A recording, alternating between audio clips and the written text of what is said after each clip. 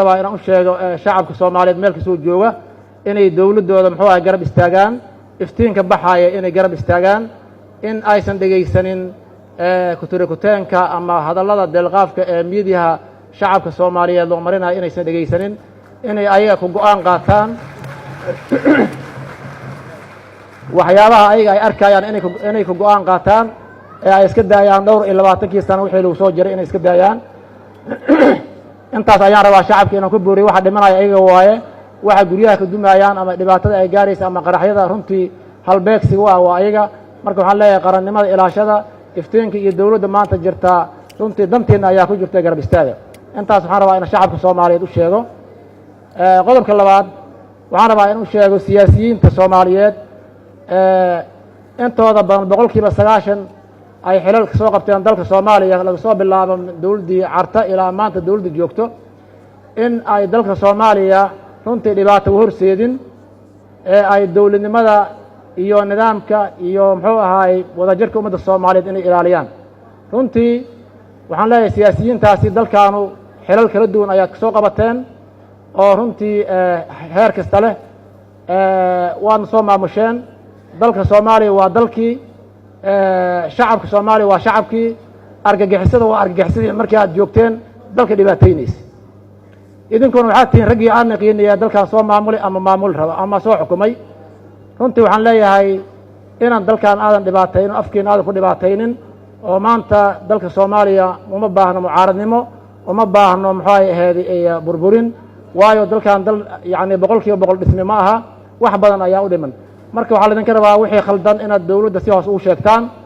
wixii wanaagsan aad media ka sheegtaan runtii waxaa xusid mudan argagixisada caalamiga ee dalkan dhibaataynayso 3 qof haday meel ku dhimato intii ayaga aysan sheegin adinka waxaad leedahay 30 qof ayaa ku dhimatay waa dhibaato kale muxuu dalka ku soo korortay waxaa la rabaa inaad sheegtaan ciidamada Soomaaliya maalin kasta waxay qabanayaan shakhsi bustoolad wata mid muxuu isqarxin rabo mid dhibaato geysan rabo marka waa inaad sheegtaan waa inaad tirisaan waxyaabaha la qabanayo waa inaad tirisaan ee aadan tirin qaraxyada dhacay waa inaad tirin runtii waxaan isleeyahay dalkan waad soo xukunteen waadna xukumi doontaan runtii inaad dhibaato aadan horseedin ayaan rabaa inaad soo jeediyo markii waxay keeni kartaa dhibaatada maanta ama media aad ka hadlaysaan ama waxay keeni kartaa dhowr shay keeni kartaa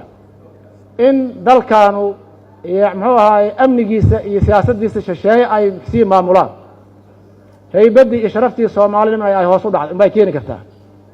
wax kale oo aad soo kordhin kartaan ma jirto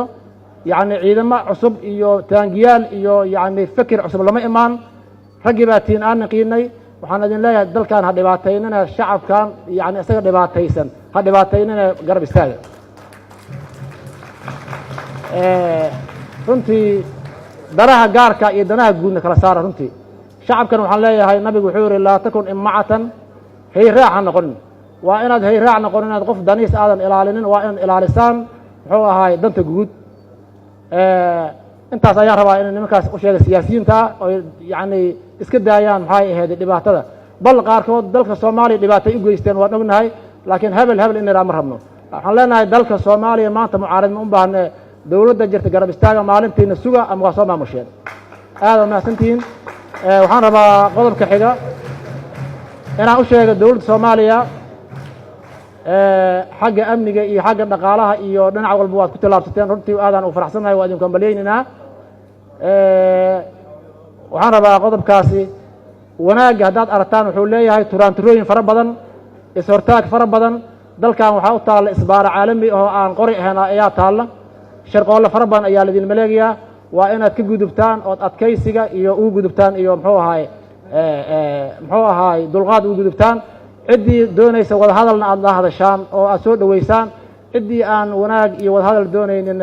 aad shacabka Soomaaliyeed ayaa idin arkaa u sheegtaan marka waxaan leeyahay wanaaggaas ayaa anaguna idinku garab taaganahay runtii waxaan ku faraxsanahay in ra'iisul wasaaraha maalwata uu yiri bilihii la soo dhaafay dalka wixii ka soo baxa ayaa la biilnay inuu yiri aadan u faraxsanahay runtii waxaan leenahay mudane madaxweyne halkaa ka sii wada waxaan kaloo rabaa inaan kusoo gabagabeeyo xubnaha beesha caalamka dalkan Soomaaliya waa dal madax bannaan waa inaad ilaalisaan muxuu ahaay karaamadiisa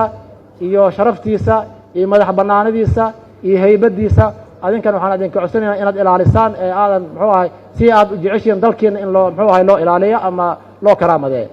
aada u mahadsantihiin